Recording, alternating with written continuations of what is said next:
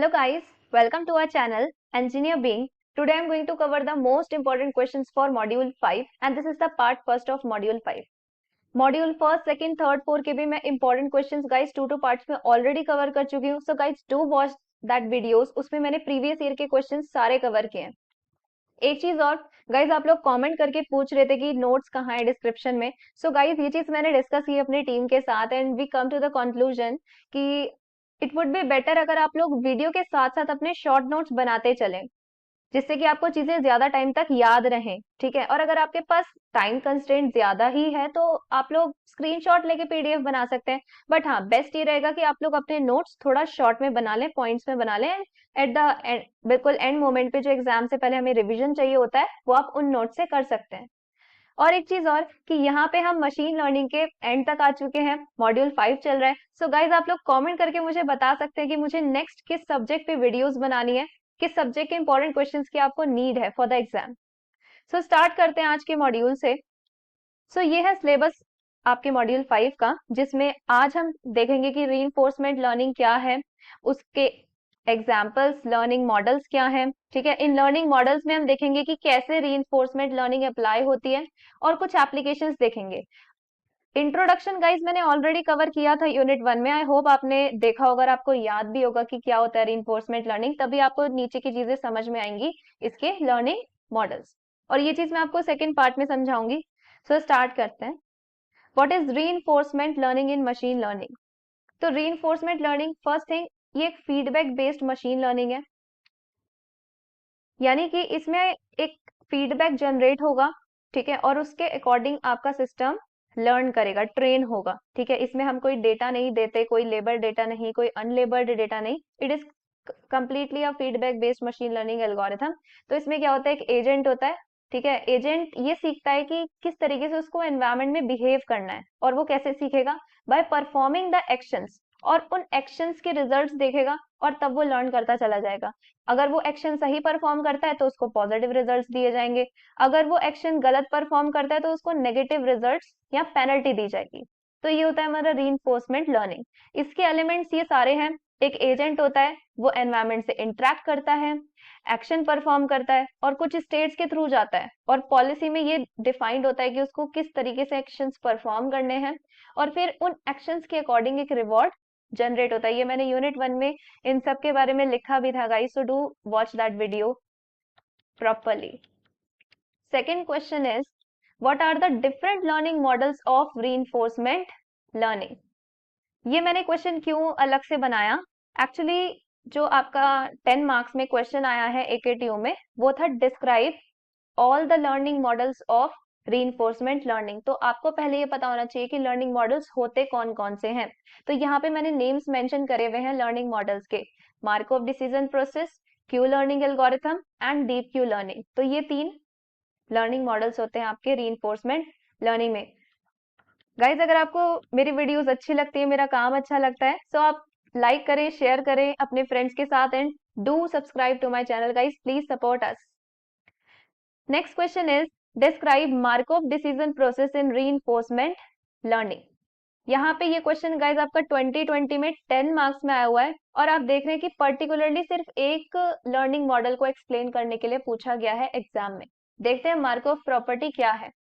Markov property ये कहती है कि फ्यूचर जो है ना, it is independent of past given the present. Okay, सिर्फ जो आपका चीज है, जो आपका मॉडल है, it only depends on the present state. ठीक है, पास्ट पर वो डिपेंड नहीं कर रही है. ठीक है, ये बताती है. एक बार हम ये देखते हैं, ये पढ़ते हैं. It states that if the agent is present in current state S1.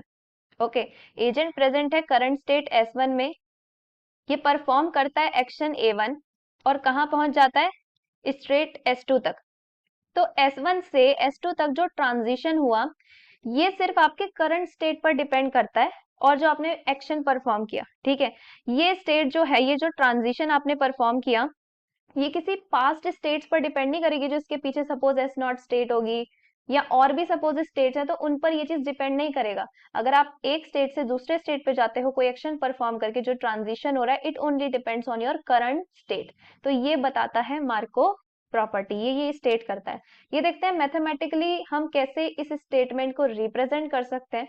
ये है आपका एस टी, और एस टी से एस टी प्लस वन तक आप जा रहे हो, ये आपकी करंट स्टेट है, और नेक्स्ट आप इस स्टेट पे जाओगे तो next state as it is लिखी है। और ये दोनों मैंने क्या लिखा है कि यहाँ पे इक्वालिटी का साइन है, ठीक है। और यहाँ पे मैंने क्या मेंशन किया, S1 से लेकर सारे की सारी स्टेट्स आए हैं मेंशन। तो मैं ये कहना चाह रही हूँ कि ये जो स्टेट है ना, ये इन सब पे डिपेंड ही नहीं कर रही है, ठीक है। ये स्टेट जो करंट स्टेट है, ये जो ट्रांजिशन होगा एस टी से एस टी प्लस वन तक, ये सिर्फ इस करंट स्टेट पर ही डिपेंड कर रहा है। तो ये इक्वालिटी का साइन ये चीज बताता है। तो मैथमेटिकली हम इसको इस तरीके से रिप्रेजेंट कर सकते हैं। और क्या है इसके बारे में, markup decision process is a framework that can solve most reinforcement learning problems with discrete actions. तो अलग अलग एक्शंस परफॉर्म करेगा हमारा एजेंट, तो उसके प्रॉब्लम्स को सॉल्व कर सकता है। यानी कि रीइंफोर्समेंट लर्निंग का अ काइंड ऑफ फ्रेमवर्क है ये, जो उसके प्रॉब्लम्स को सॉल्व करने में यूज होता है। मार्कअप डिसीजन प्रोसेस से an agent can arrive at an optimal policy for maximum reward over time।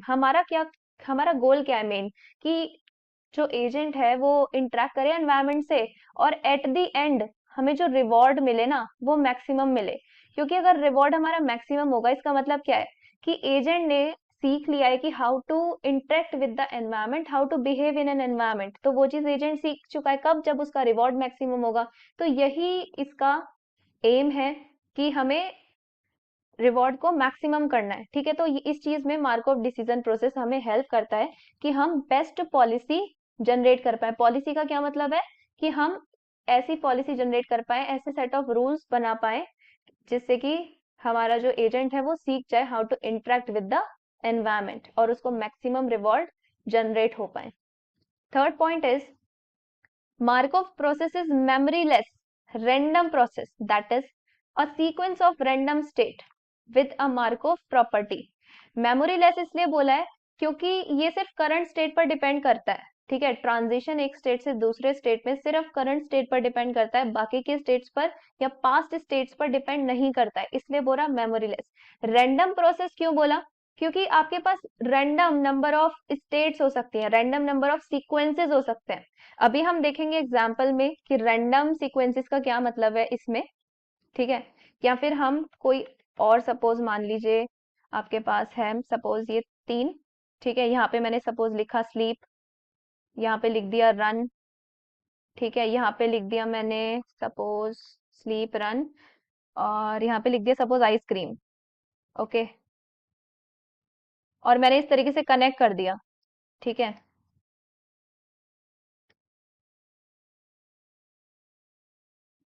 तो क्या क्या हमारे सीक्वेंसेस बन सकते हैं कि एजेंट सबसे पहले स्लीप कर रहा है और बार बार स्लीप करे जा रहा है, उसके बाद उसने आइसक्रीम खा ली, देन रन। तो पहला सेट ये सीक्वेंस ये बन सकता है। दूसरा सीक्वेंस क्या बन सकता है, run then sleep and then again sleep, क्योंकि यहाँ पे मैंने ये भी सेल्फ लूप भी लगा दिया।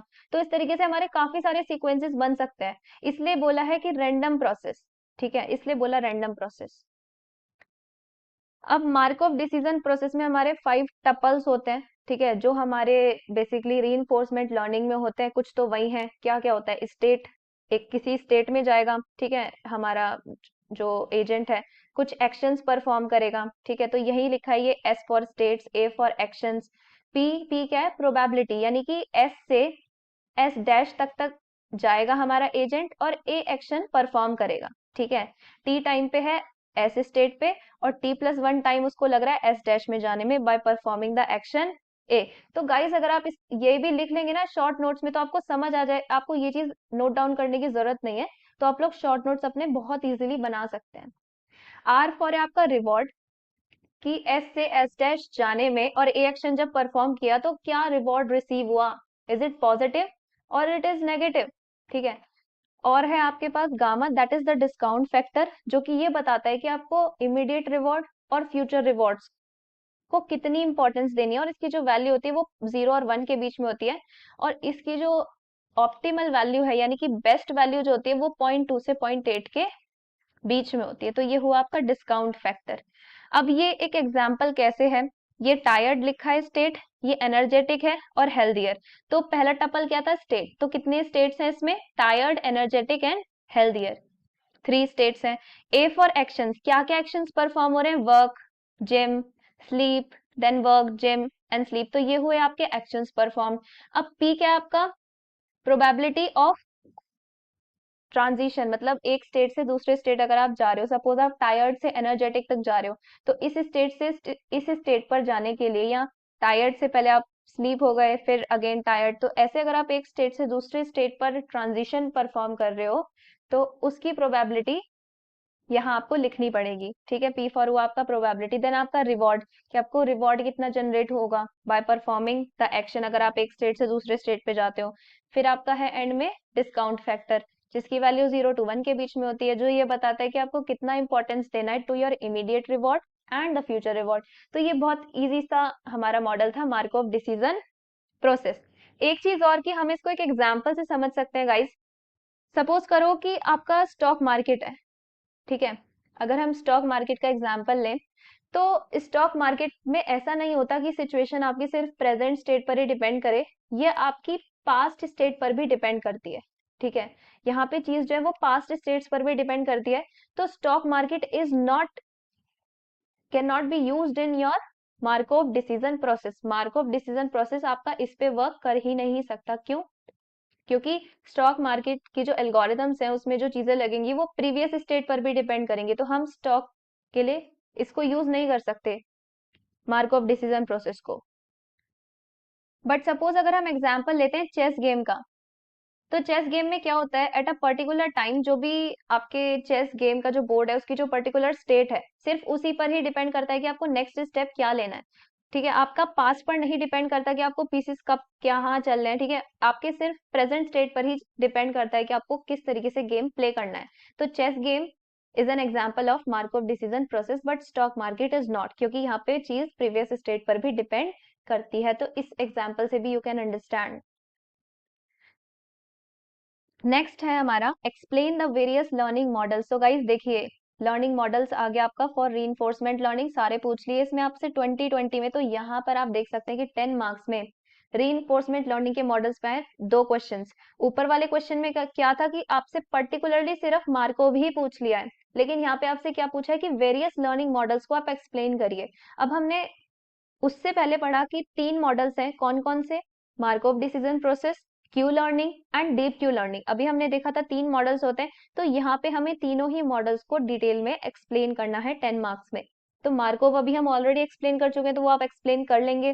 यहाँ हम देखते हैं कि क्यू लर्निंग क्या है और डीप क्यू लर्निंग क्या होता है। तो Q learning is a popular model free reinforcement learning algorithm based on bellman equation. तो मॉडल फ्री क्यों बोला है? कि इसके पास कोई पहले से पॉलिसी नहीं होती जो इसको फॉलो करनी है। ये एनवायरमेंट से इंटरेक्ट करती है, हिट एंड ट्रायल, काफी बार इंटरेक्ट करेगी, अलग अलग एक्शंस देखेगा एजेंट कि ये एक्शन परफॉर्म करके ये स्टेट में गए तो ये रिवॉर्ड आया, तो अलग अलग पॉसिबिलिटीज चेक करेगा मॉडल, उसके बाद अपनी पॉलिसी खुद जनरेट करता है। तो इसलिए यहाँ पे लिखा model free reinforcement learning algorithm based on bellman-Ford equation. अभी देखते हैं यहाँ पे कि बेलमैन-फोर्ड इक्वेशन क्या होती है। Second thing, the main objective of Q learning is to learn the policy which can inform the agent that what actions should it perform. यहाँ पे I think यहाँ से इरेज हो गया बाय मिस्टेक। सो ऑब्जेक्टिव क्या होता है Q learning का? कि एक ऐसी पॉलिसी जनरेट करना या लर्न करना एजेंट के द्वारा, जिससे कि उसको ये सिखाया जा सके कि क्या एक्शंस उसको परफॉर्म करने विद द एनवायरमेंट। नंबर 3, गोल क्या होता है? कि हमें जो क्यू लर्निंग में क्यू की वैल्यू है इसको मैक्सिमाइज करना। ठीक है, और यहाँ पे क्यू आपका क्या स्पेसिफाई करता है? क्यू की आपकी क्या फुल फॉर्म है? That is the quality in Q learning. ठीक है, तो उस क्वालिटी को we have to maximize, that is the goal of Q learning reinforcement model, which means it specifies the quality and action of an action taken by the agent should be taken for maximizing the reward under what circumstances। तो ये चीज हमें यही बताती है कि क्या actions perform करने चाहिए, किन एक्शन से आपका रिवॉर्ड जो है मैक्सिमाइज हो रहा है। क्योंकि अगर आपका रिवॉर्ड मैक्सिमाइज होगा, इसका मतलब क्या है?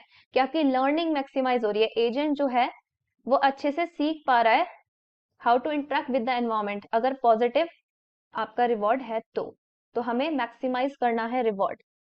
फिर a Q table is used, तो क्यू लर्निंग में एक टेबल यूज होती है जिसका नाम होता है Q table to find the best action for each state in the environment, यानी कि एक टेबल को मेंटेन किया जाता है, उसमें अलग अलग सिचुएशंस को पहले कंपेयर करते हैं और उसके बाद बेस्ट एक्शन को फाइंड आउट किया जाता है। तो इसके लिए बेलमैन इक्वेशन का यूज किया जाता है हर एक स्टेट पे to get the expected future state reward and save it in the table to compare with other state. तो हम बेलमैन इक्वेशन का यूज करते हैं जिससे कि हम कैलकुलेट कर पाए हर एक स्टेट के लिए कि क्या हमारे लिए रिवॉर्ड किसके लिए क्या आ रहा है, और हम कंपेयर कर पाए, जिस फिर उसको टेबल में स्टोर करते हैं, देन वी कंपेयर। तो ये होती है हमारी Bellman equation. V S max R S comma A gamma, ये क्या है आपका डिस्काउंट फैक्टर।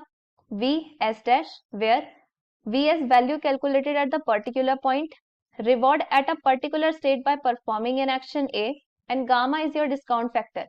और ये आप उस दूसरी स्टेट पर जा रहे हो, ये आपकी पर्टिकुलर स्टेट है, करंट स्टेट, इस स्टेट पे आप स्विच कर रहे हो, ये आपका डिस्काउंट फैक्टर हुआ और ये आपका रिवॉर्ड है। ठीक है, तो ये है आपकी बेलमैन इक्वेशन, के थ्रू हम कैलकुलेट करते हैं। क्यू लर्निंग एल्गोरिथम देखते हैं कैसे वर्क करती है। पहले तो आपको सारी क्यू वैल्यूज को इनिशियलाइज करना है, जैसे कि मैंने इनिशियलाइज कर दिया 0 से, तो फर्स्ट स्टेप क्या हुआ, इनिशियलाइजेशन। फिर आपको एक एक्शन ए चूज करना है करंट स्टेट में, ठीक है, on the current best Q value.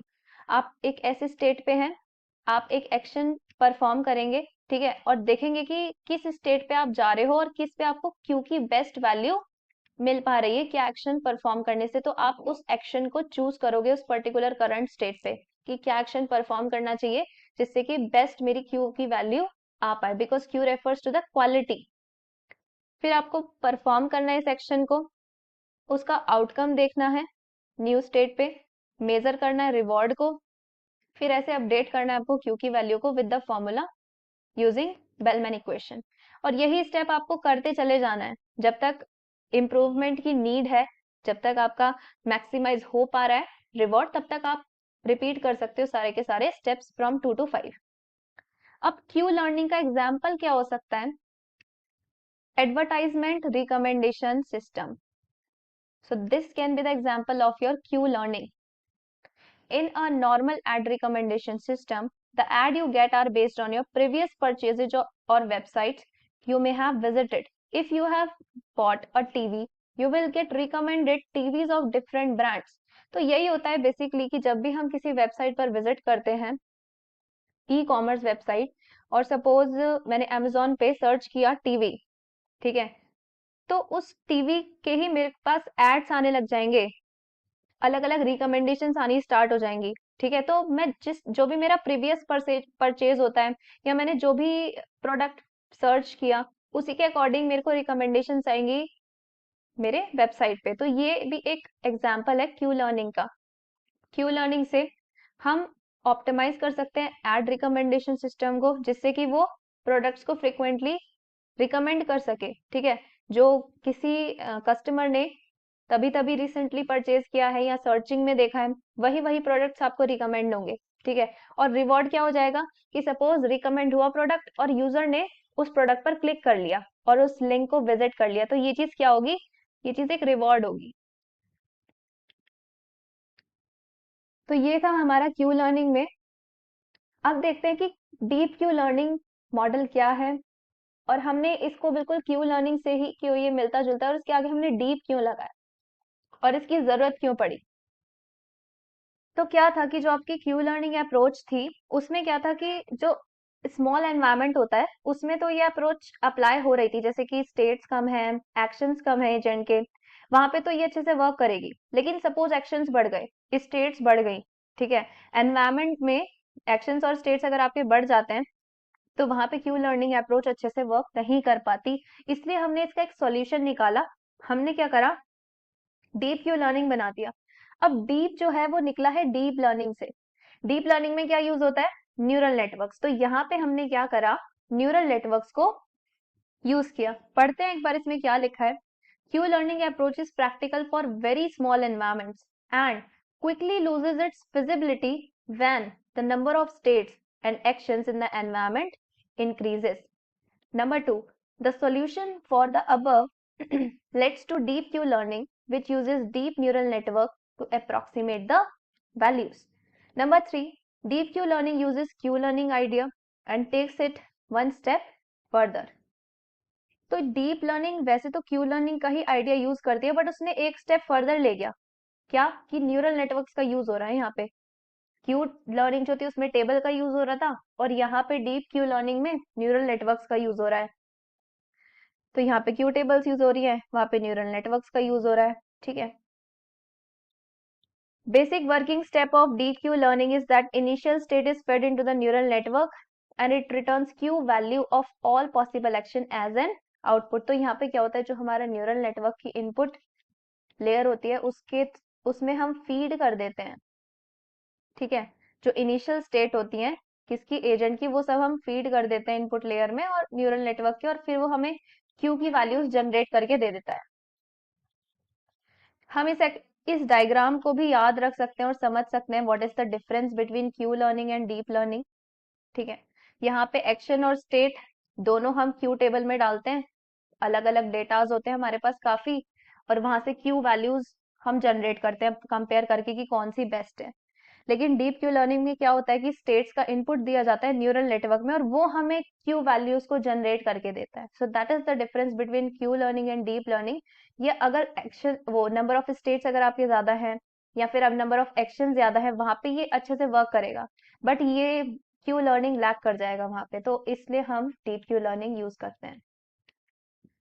इस डायग्राम से भी वी कैन अंडरस्टैंड कि यहाँ पे स्टेट्स का इनपुट दिया गया न्यूरल नेटवर्क में और उसने क्यू की वैल्यूज जनरेट की, बट यहाँ पे हम टेबल में देते हैं इनपुट, किसमें, क्यू लर्निंग में। तो इस डायग्राम से भी वी कैन अंडरस्टैंड दैट। ये क्वेश्चन इवन आपसे पूछा भी गया है गाइस 2 मार्क्स में। देखिए 2020 में ही, 2020 में कितना सारा आ गया है सिर्फ इसी टॉपिक से। क्यू लर्निंग और डीप क्यू लर्निंग से आपसे डिफरेंस पूछ लिया गया है इसमें। तो आप समझ सकते हैं इस डायग्राम से कि यहाँ पे न्यूरल नेटवर्क का यूज करा जाता है, वहां पे क्यू टेबल का यूज किया जाता है। दूसरी चीज की ये ज्यादा स्टेट्स एनवायरनमेंट के साथ वर्क कर सकता है, बट जो आपका क्यू लर्निंग है वो ज्यादा स्टेट्स या ज्यादा एक्शंस आ गए हैं एनवायरनमेंट में, तो वहां पे वर्क नहीं करेगा। तो यह हो गया आपका डिफरेंस। यहाँ पे मैंने कुछ एप्लीकेशंस लिखे हैं रीइंफोर्समेंट लर्निंग के, देखते हैं क्या एप्लीकेशंस है। रोबोटिक्स फॉर इंडस्ट्रियल ऑटोमेशन, तो रोबोटिक्स में यूज होता है। बिजनेस स्ट्रैटेजी प्लानिंग में we can use it. Machine learning data processing में we can use it. Help to create training system that provide custom instruction and material according to the requirements of students. तो जो भी student के requirement है उसके according instructions को या material को प्रोवाइड कराना, उस टाइप के ट्रेनिंग सिस्टम को भी हम क्रिएट कर सकते हैं using reinforcement learning. And last one is aircraft control and robot motion control में भी we can use. So guys ये थे हमारे रीइंफोर्समेंट लर्निंग से रिलेटेड कुछ मॉडल्स, एप्लीकेशंस और differences among the various models. Guys अगर आपको ये वीडियो पसंद आता है so do give it a thumbs up, do share and subscribe. Subscribers बहुत इंपॉर्टेंट है guys, do support us. And दूसरी चीज आप लोग सजेशंस दें, बताएं कि आपको किस टॉपिक पर वीडियोस चाहिए, इंपॉर्टेंट क्वेश्चंस चाहिए, जरूर बताएं कमेंट्स में। सो थैंक यू गाइज, मिलते हैं नेक्स्ट वीडियो में।